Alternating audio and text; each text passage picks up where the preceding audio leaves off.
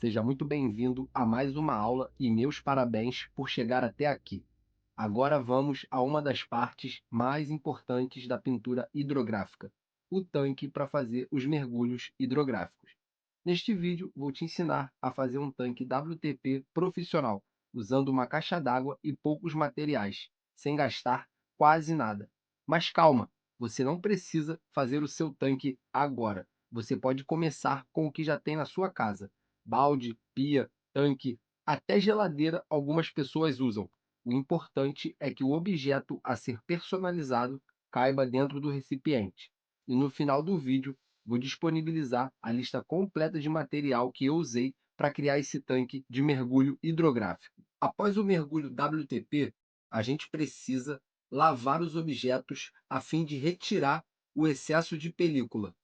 Então, para não gastar água, vamos reutilizar a mesma água que usamos no tanque, evitando desperdícios. Para ter essa pressão de água, eu usei uma bomba centrífuga de meio cavalo.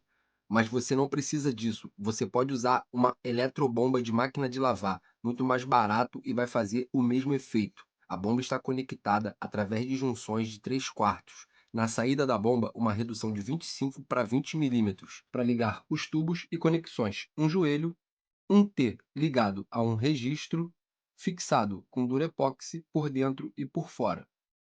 Esses jatos vão empurrar os restos de película para o outro lado da caixa, para que eu possa resgatá-los com uma peneira, fazendo assim a limpeza da caixa.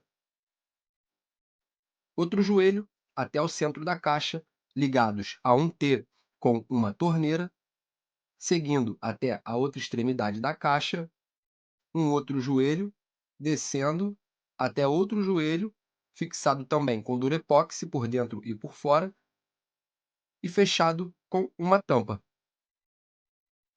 Com esse sistema, a gente tem um tanque de mergulho profissional e um tanque para lavar as peças recém-mergulhadas sem a necessidade de desperdiçar água. Agora eu vou te ensinar rapidão a fazer a guia de contenção das películas.